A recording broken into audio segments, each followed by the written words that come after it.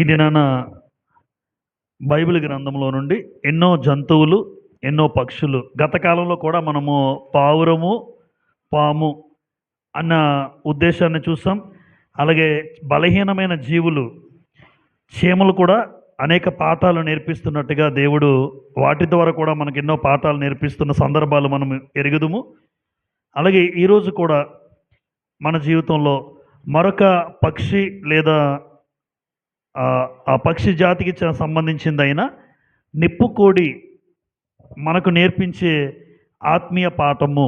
ఎందుకంటే దేవుడు పరిశుద్ధ గ్రంథంలో ఒక చక్కని మాట రాయించారు. యోబు గ్రంథము 12వ అధ్యాయం 7వ వచనాన్ని మీరు చూడగలిగితే, యోబు గ్రంథము 12వ అధ్యాయం 7వ వచనము దేవుడు ఏం తెలియజేస్తున్నాడో చూడండి. అయినను మృగములను విచారించుము,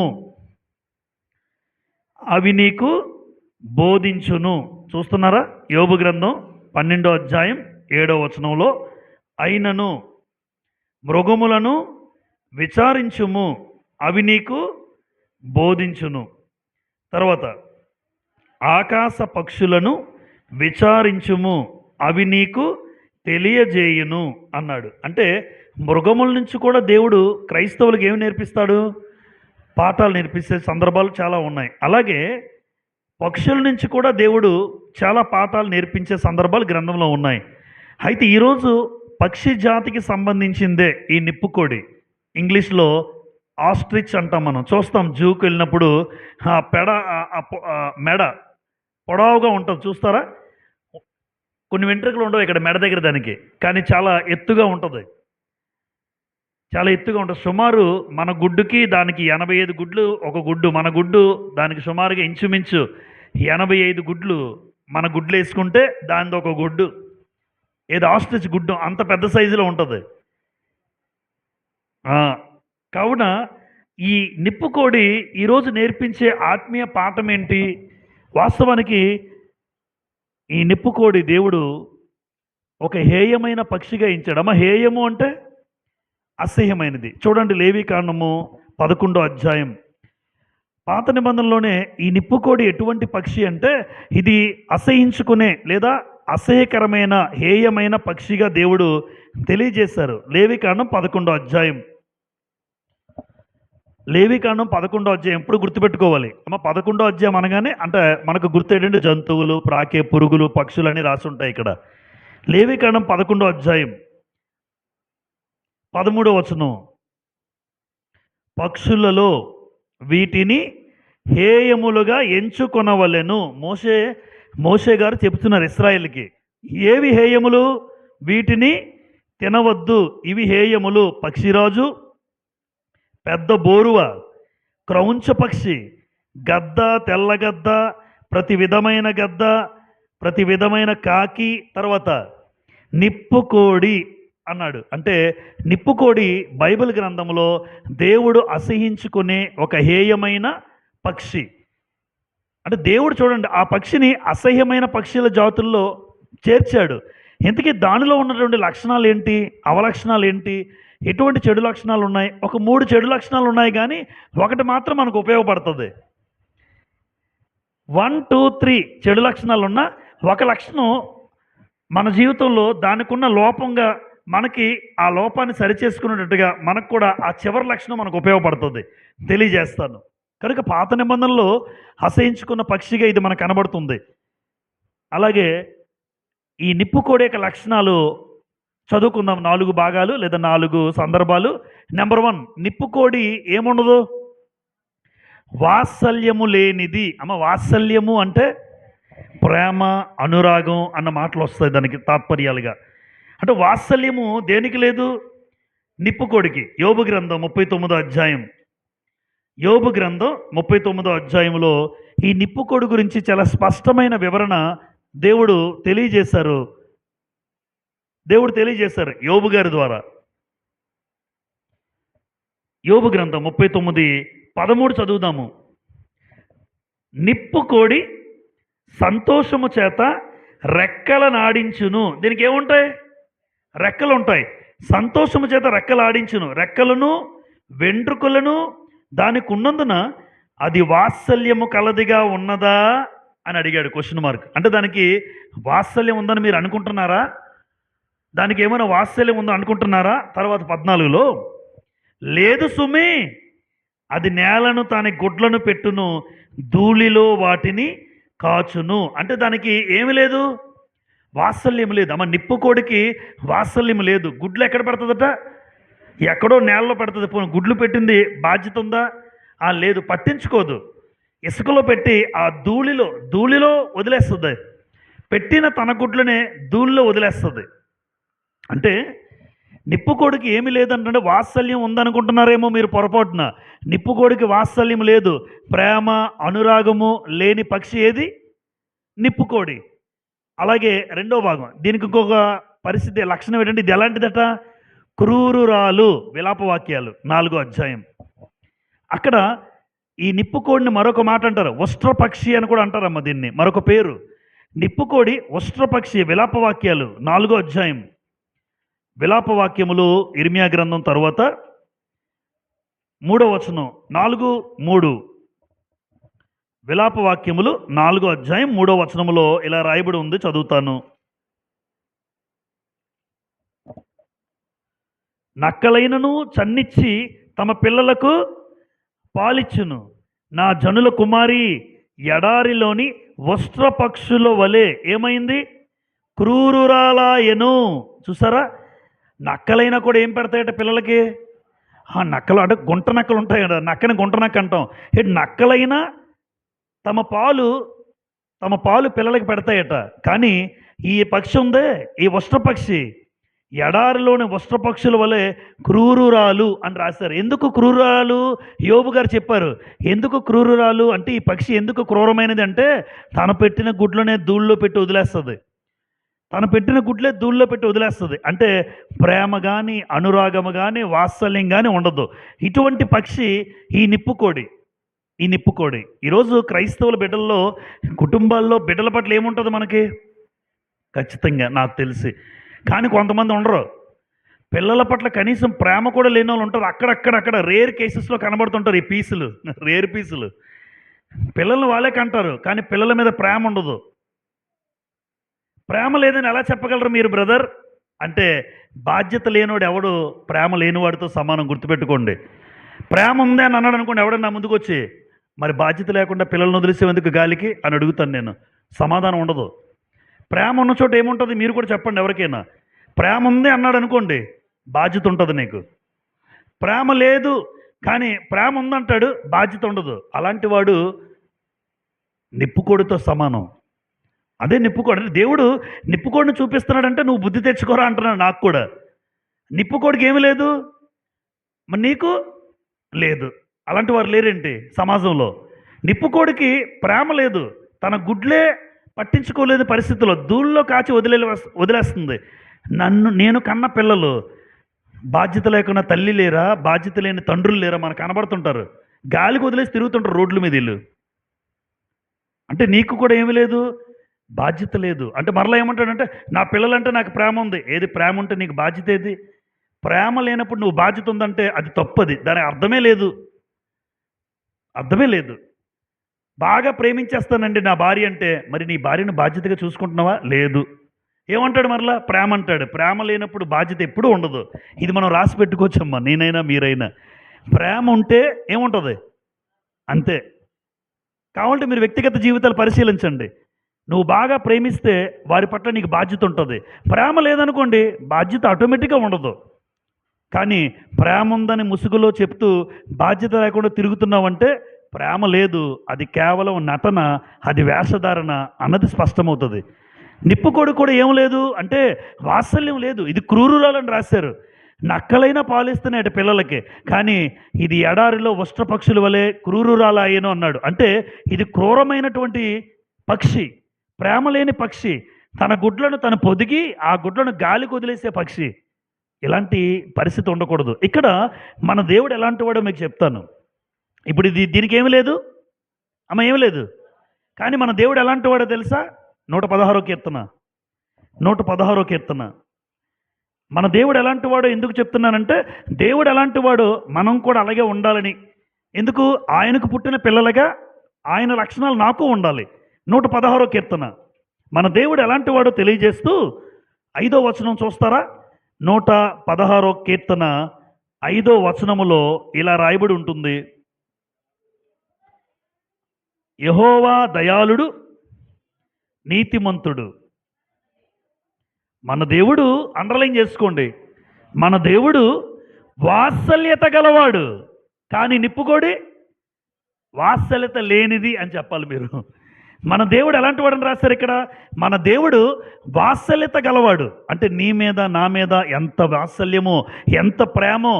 అందుకే నువ్వు ఎన్ని తప్పులు చేసినా ఇంకా భూమి మీద ఉంచుతూనే ఉంటాడు. ఎన్ని తప్పులు చేసినా, ఎన్ని పొరపాట్లు చేసినా ఇంకా బతకరా, బతుకు అంటుంటాడు. ఇంకా అవకాశం ఇస్తున్నాడు. లేదంటే తప్పు చేసిన వాడిని లేపేయడం దేవుడికి క్షణం పట్టదు. తప్పు చేసిన వాడిని లేపేయడం.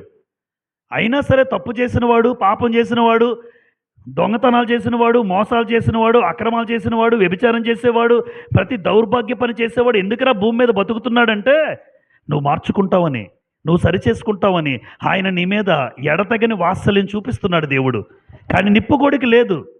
ఈరోజు ఉన్నటువంటి అనేక మంది క్రైస్తవ సమాజంలో క్రైస్తవ సోదరిమణులు అనుకున్న అనేక మందికి కూడా వారు కంటున్న పిల్లల మీద బాధ్యత లేని వాళ్ళు కూడా కనబడుతుంటారు అక్కడక్కడ. విలాపవాక్యములు 3వ అధ్యాయం. దేవుడి గురించి మరొక మాట చదువుకుందాం. విలాపవాక్యములు 3వ అధ్యాయం 22, 23 వచనాలు చూడండి.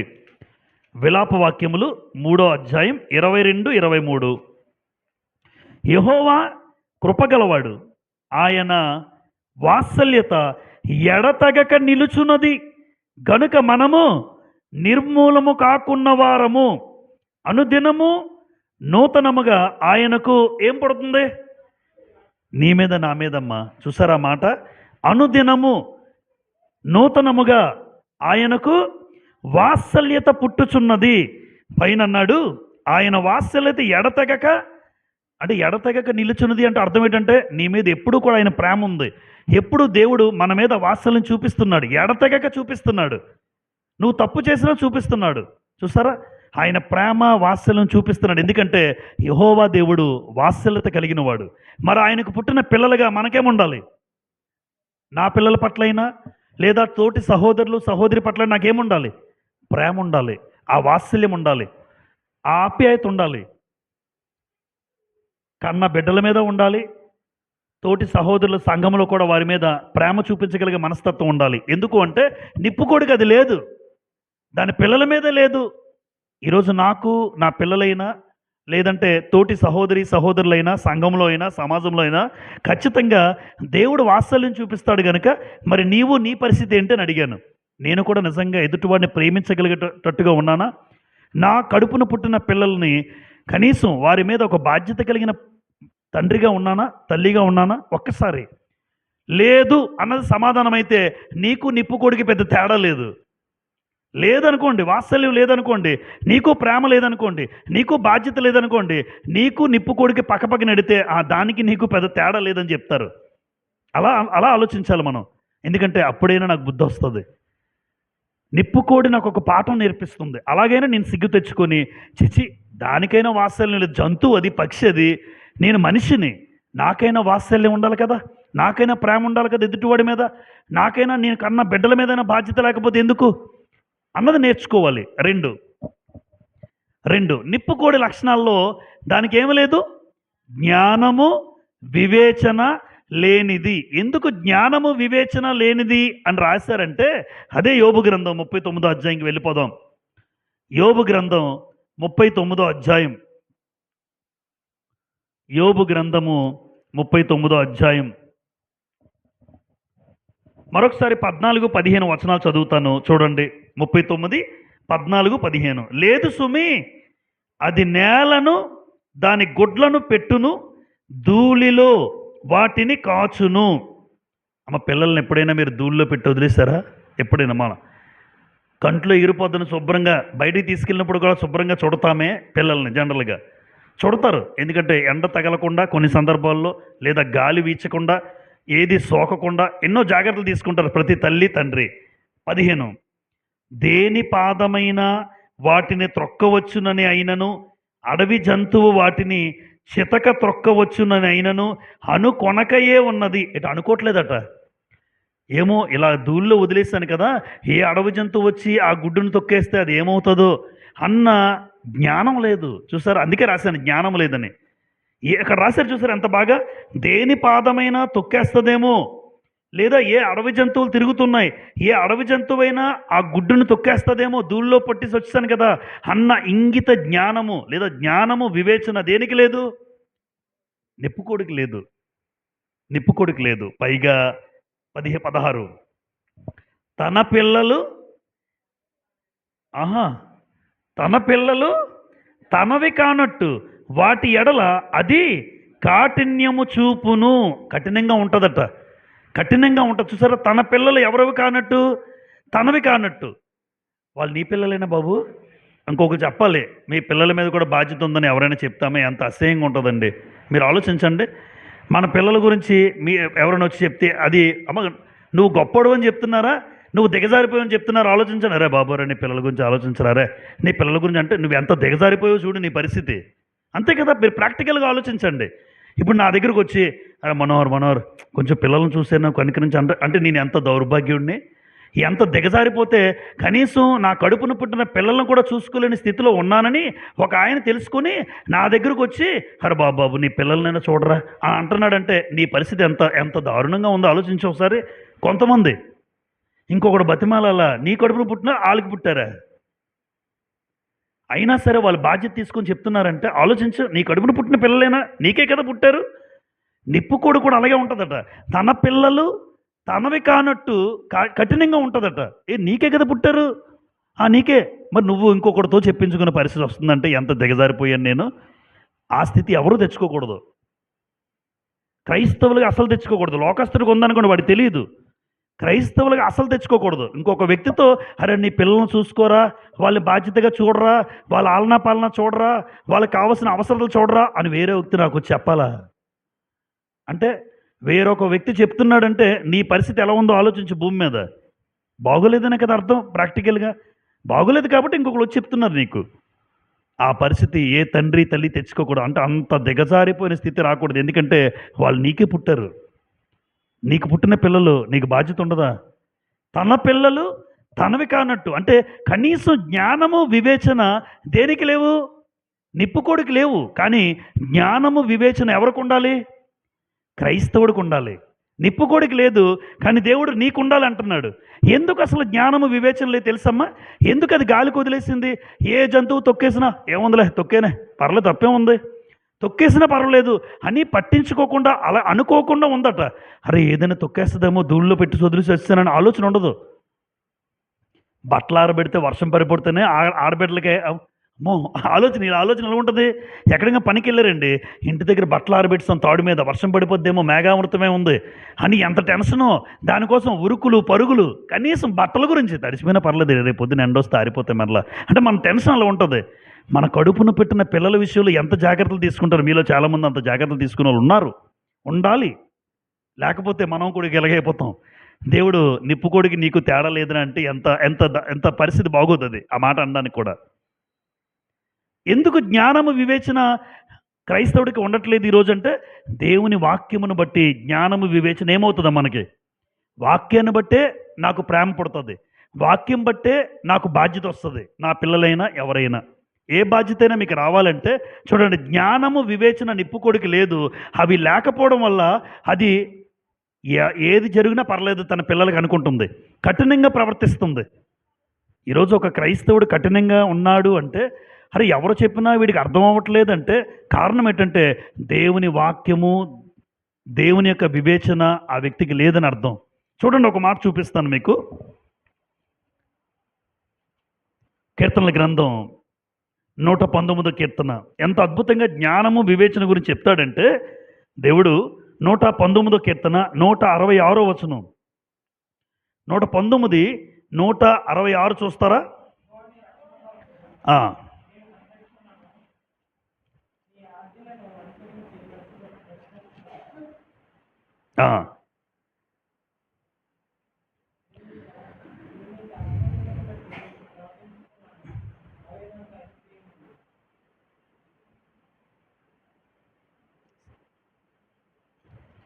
119 కీర్తన. రైట్, 166. నీ రక్షణ కొరకు నేను కనిపెట్టుచున్నాను, నీ ఆజ్ఞలను అనుసరించి నడుచుకొనుచున్నాను. సామెతల గ్రంథం 1వ అధ్యాయం 4వ వచనం. సామెతల గ్రంథం 1వ అధ్యాయం 4వ వచనం కూడా చూడండి. సామెతలు 1:4. జ్ఞానము లేని వారికి బుద్ధి కలిగించుటకును, యవ్వనులకు తెలివియు వివేచనయు పుట్టించుటకు తగిన సామెతలు. అందుకే చాలాసార్లు చెప్తాను నేను, సామెతలు చదవండి అమ్మా ప్రతిరోజు అని ప్రతి ఒక్కరికి. ఎందుకు? సామెతలు ఎన్ని ఉన్నాయి? 31. నెలలో ఎన్ని రోజులు? మహా అయితే 30, లేదంటే 31. 2 గ్యారంటీ, 30 కానీ 31 కానీ. ఎప్పుడో ఫిబ్రవరిలో వస్తాయిలేండి 28, 29 రోజులు. 30 సామెతలు. ప్రతిరోజు సామెతలు చదివితే నీకు జ్ఞానం వస్తుంది. ప్రతిరోజు సామెతలు చదివితే నీకు వివేచన వస్తుంది. ఎందుకు అంటే సామెతలు నలుగురిలో ఎలా ఉండాలో తెలియజేస్తాయి. నలుగురు మధ్య అంటే సమాజంలో నువ్వు ఎలా నడవాలో తెలియజేసేది సామెతలు. కీర్తనలు చదివితే 4 గోడల మధ్య నువ్వు ఎలా ఉండాలో కీర్తనలు తెలియజేస్తుంది. ఒక భక్తి, ప్రార్థనాపూర్వకంగా 4 గోడల మధ్య నీ జీవితం కీర్తనలో చదివితే అర్థమవుతుంది. నలుగురు మధ్య తిరిగేటప్పుడు సామెతల ప్రకారం మనం ఉండాలి. ఎందుకు అంటే సామెతల్లో ఎన్నో జాగ్రత్తలు. అవి చదువుతూ ఉంటే ఆ వ్యక్తికి ఏం కలుగుతుంది? జ్ఞానము, వివేచన. జ్ఞానము, వివేచన. ఇప్పుడు ఈ పక్షికి ఏవి లేవు? జ్ఞానము, వివేచన. క్రైస్తవుడికి మనకు ఉండాలి అంటే దేవుని వాక్యం బట్టే మనకు జ్ఞానం, దేవుని వాక్యం బట్టే నీకు వివేచన. ఇవి ఎప్పుడైతే ఉన్నాయో నాకెవరో చెప్పక్కర్లేదు నా పిల్లల గురించి. అవి ఎప్పుడైతే నాకున్నాయో నా పిల్లల గురించి నాకెవరో చెప్పక్కర్లే. ఆ పరిస్థితి తెచ్చుకో మనం. బాధ్యత ఉండాలి, అవసరం లేదు, మీరు చెప్పక్కర్లేదు, అవసరం లేదు.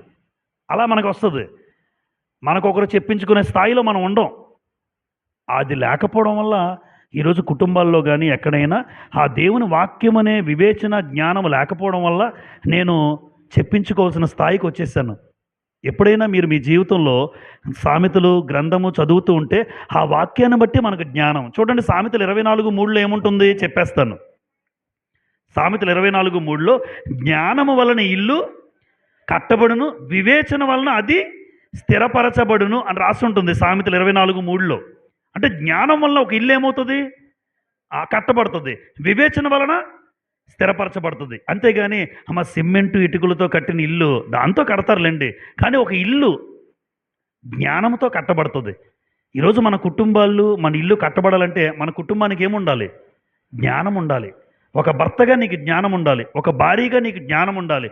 ఎప్పుడైతే ఈ జ్ఞానం లేదో ఆ ఇల్లు కట్టబడదు, కూలిపోద్ది, కట్టబడదు. అందుకే జ్ఞానం వల్ల ఇల్లు కట్టబడుతుంది. వివేచన ఉంటే ఆ ఇల్లు ఏమవుతుంది? స్థిరపరచబడుతుంది. జ్ఞానము అంటే ఇంగ్లీష్లో విజ్డమ్ అంటారు. అలాగే వివేచన అంటే ఇంగ్లీష్లో అండర్స్టాండింగ్. ఎందుకు ఈ మాట చెప్తున్నానంటే, ఇంగ్లీష్ పదాలు ఎందుకు తీసుకొచ్చానంటే, వివేచన అంటే మనకు అర్థం అవట్లే, కానీ అండర్స్టాండింగ్ అన్నాం అనుకోండి, మనం చూడండి, నీకు మీ ఆవిడికి అండర్స్టాండింగ్ లేదురా అంటారు. కొన్ని మాటలు చూడండి, వీళ్ళు మాట్లాడిన తెలుగే కానీ ఒక మాట అంటారు, నీకు మీ ఆవిడికి అండర్స్టాండింగ్ లేదంటారు సింపుల్గా.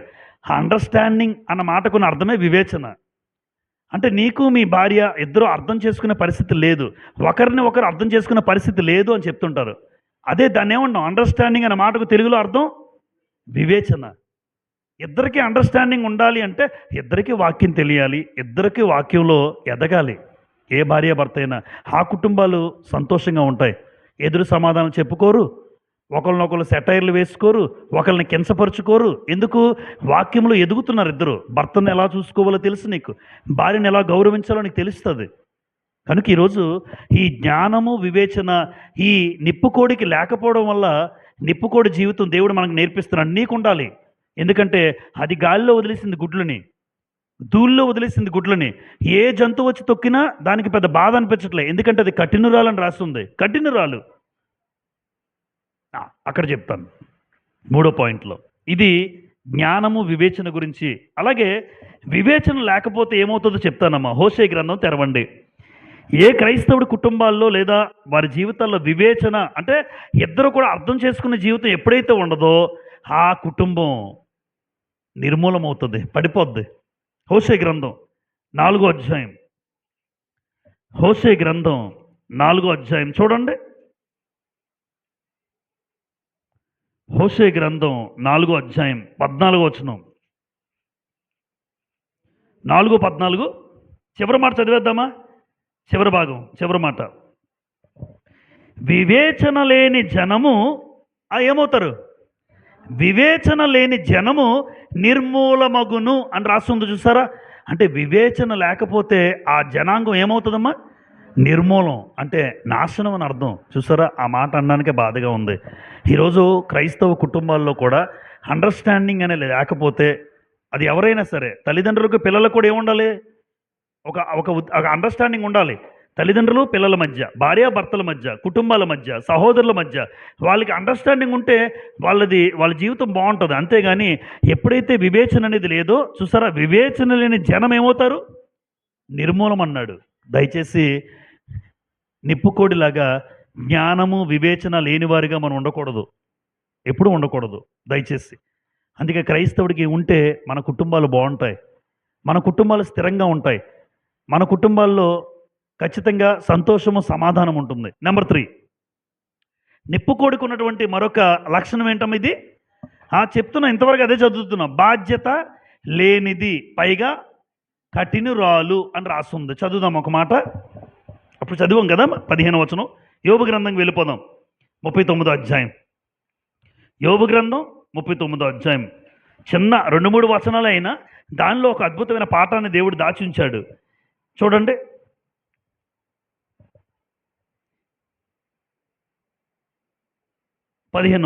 దేని పాదమైనా వాటిని త్రొక్కవచ్చునని, అడవి జంతువు వాటి చితక త్రొక్కవచ్చునని ఎన్నో అనుకొనకయే ఉన్నది.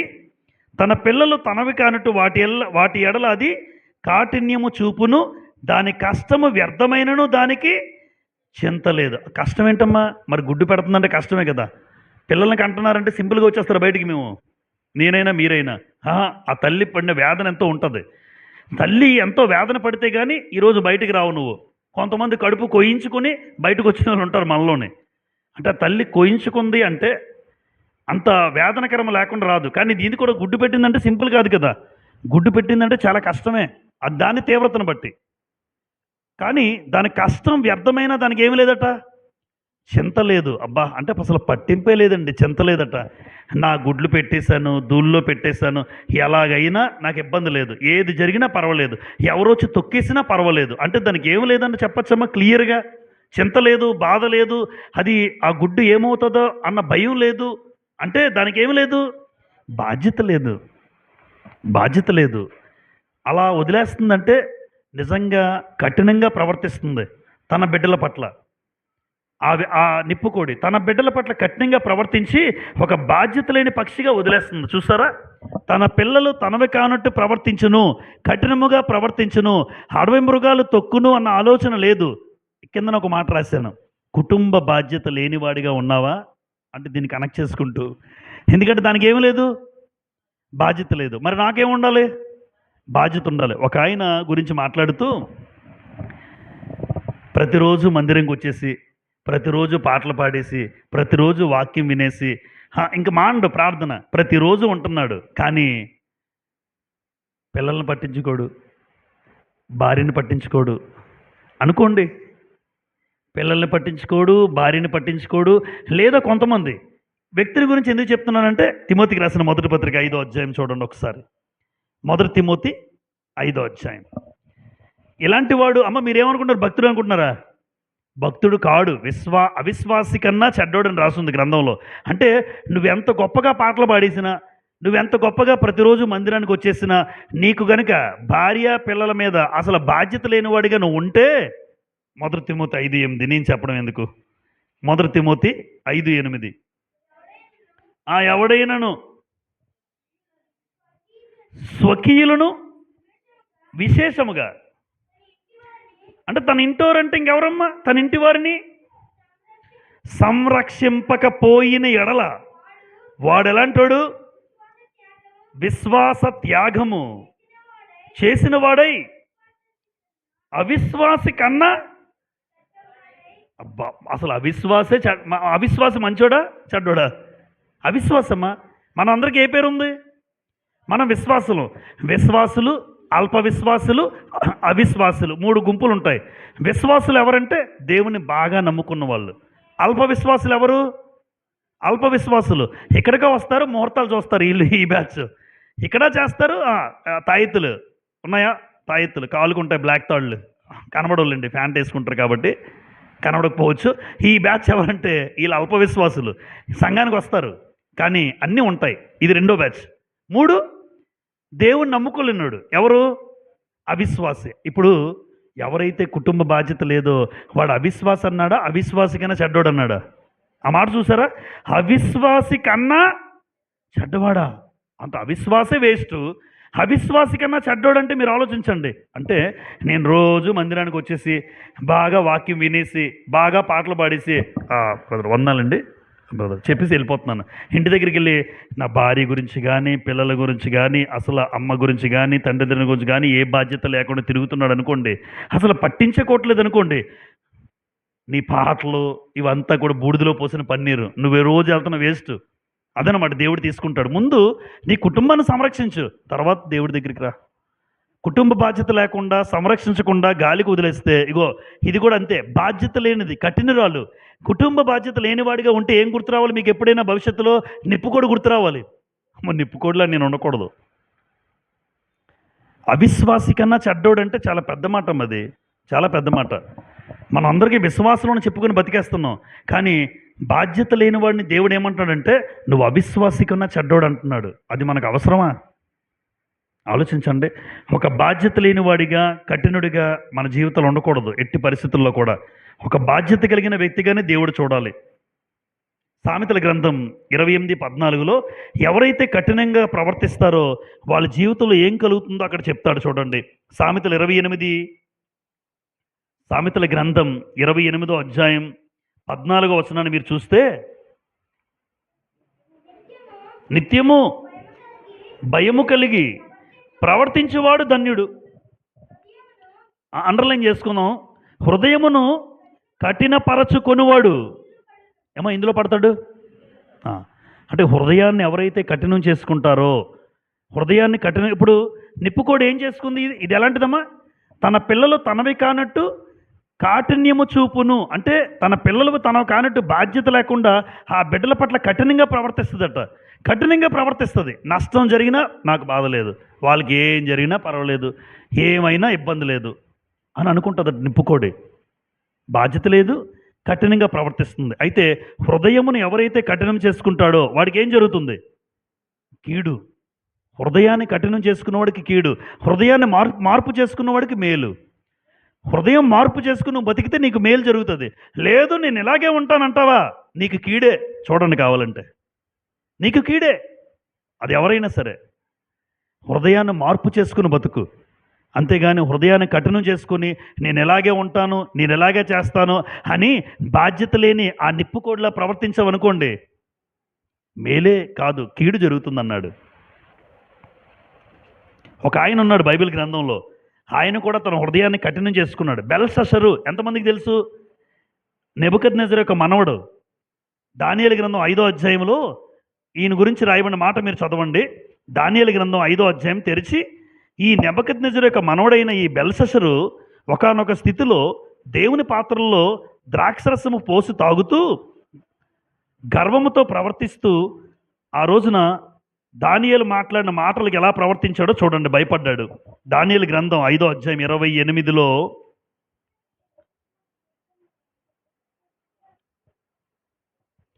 లేదంటే ఒక్క నిమిషము,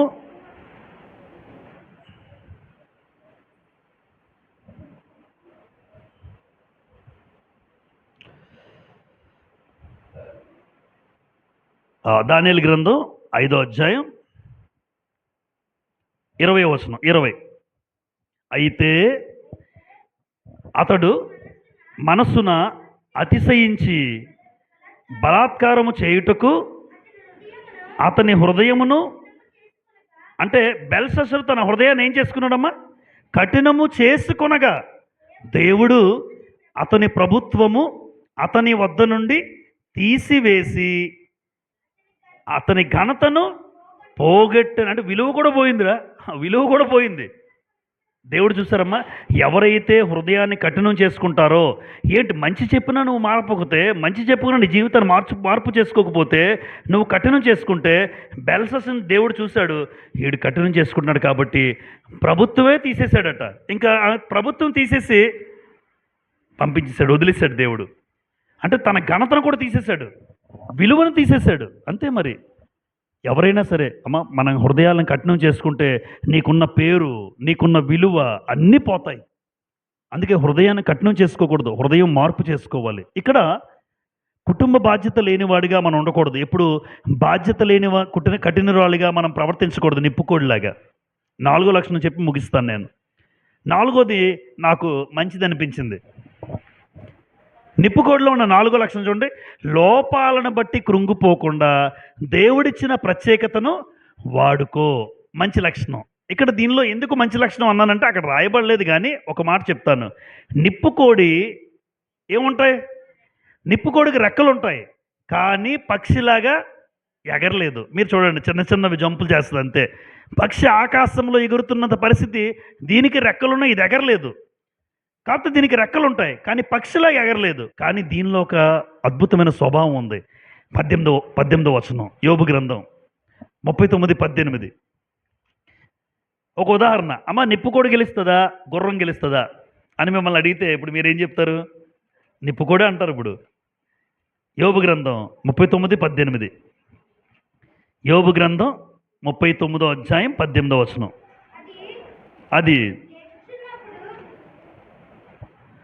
అది లేచినప్పుడు గుర్రమును దాని రౌతును తిరస్కరించును.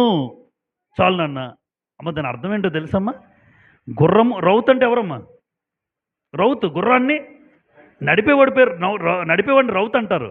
ఇప్పుడు గుర్రము దాని రౌతును అదేం చేస్తుంది? నిప్పుకోడి తిరస్కరించును అంటే అర్థం ఏంటంటే గుర్రాన్ని సైతం ఓడించగలదు, అంత ఫాస్ట్గా పరిగెడుతుంది. మన గుర్రమే చాలా స్పీడ్గా వెళ్తుంది, కానీ నిప్పుకోడి పరిగెత్తదు అనుకుంటారు. నిప్పుకోడి చాలా స్పీడ్గా పరిగెడుతుంది. అంటే నిప్పుకోడికి రెక్కలు ఉన్నాయి, కానీ పక్షిలాగా ఎగరలేదు. కానీ దానిలో ఒక టాలెంట్ ఉంది. ఏంటో టాలెంటు? నిప్పుకోడి గుర్రము కన్నా వేగంగా పరిగెత్తగలదు. అందుకే గుర్రము ఒక రౌతు దాని మీద వెళ్తుంటే నిప్పుకోడి ఫాస్ట్గా వెళ్ళిపోయి తిరస్కరించడం అంటే అర్థం ఏంటంటే నాలాగా నువ్వు రాలేవంటది.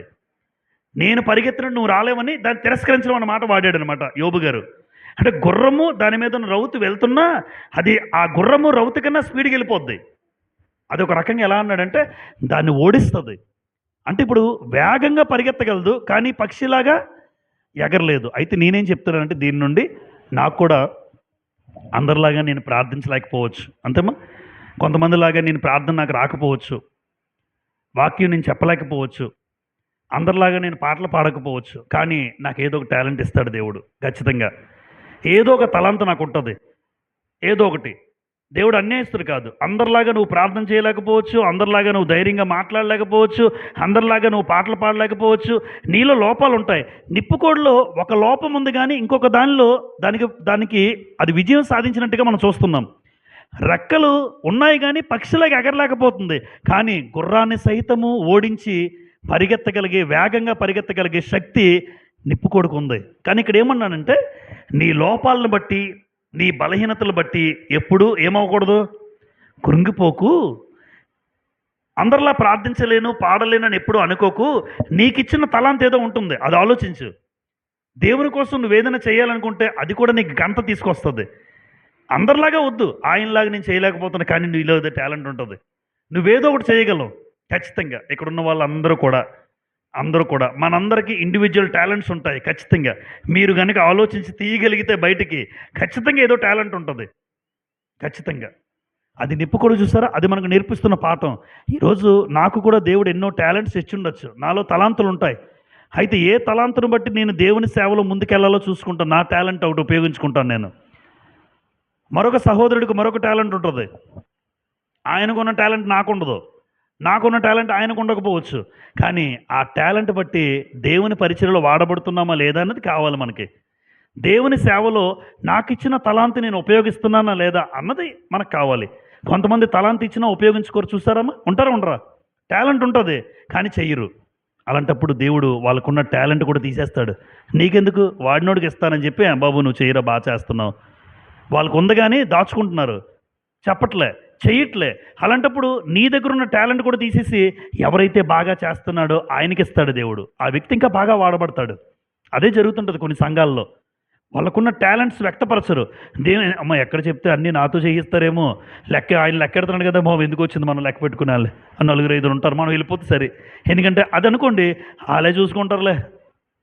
నీకంటే నీకు దేవుని మందిరంలో లెక్క పెట్టే ఆ పరిస్థితి కూడా నీకు ఇవ్వడు అనమాట. ఇంకెప్పుడు ఇవ్వడు. నువ్వు పోగొట్టుకున్నావు. ఎప్పుడైనా చేస్తానండి, నేను అదేనా చేయలేనా, చేయగలను కదా, కానీ చెయ్యం. అందరికన్నా ముందు వచ్చి కుర్చీలు వేయలేనా, కానీ చెయ్యను.